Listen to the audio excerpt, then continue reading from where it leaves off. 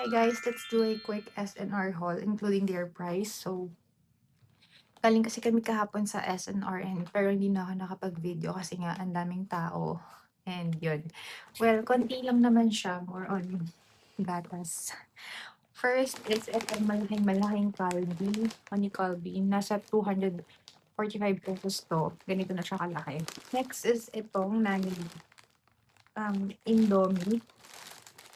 Indomie na instant noodles. Gustong-gusto kasi namin 'to kasi, ang sarap niya. Well, sarap naman talaga siya.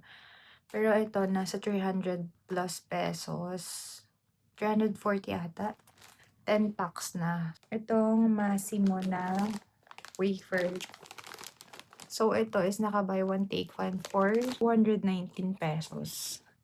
219 pesos naka-buy one take one na 250 grams each. So super sulit nito ha. Mga prem, ayan, 1, 2, 3, at saka 4. 4 na prem yung Next is etong Kirkland na oat, ano tawag dito, milk. Mahilig kasi kaming, mag-coffee, mag-iced coffee. Kaysa bumili kami sa mga shop, eh, gumagawa na lang kami. So, yung mga ganito, naka-sale sila kahapon. Itong Kirkland na oat milk is nasa 104 pesos lang.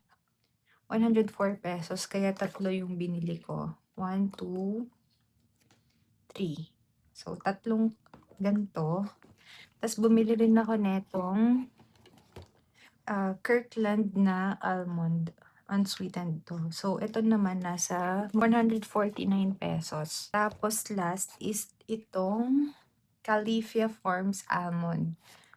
Nasa 100 plus lang din to. So, 'di ba kung bibili ka sa shop, sa coffee shop ng mga kape, edi gumawa ka na lang, sobrang nakamura ka pa.